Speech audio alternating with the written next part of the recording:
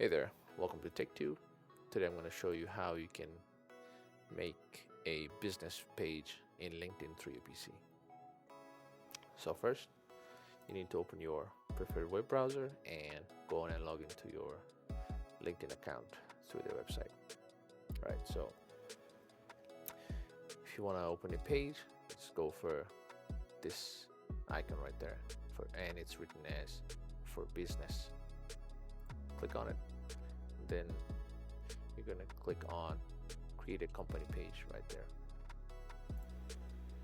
So if you have a registered or unregistered company, small, medium, or large businesses, you're just making for a business, you click on this and fill up this and just go through the steps to make a page, right?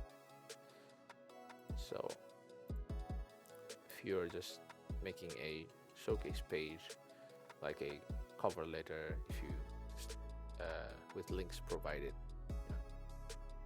just click on this, and if it's for a educational purpose, you just click on this, right, and just follow the steps. Fill out the form and just follow the steps, and when it's all done, just click on create page, and that's how you do it. If this content helped you, make sure to like, share, and subscribe to the channel. Thank you.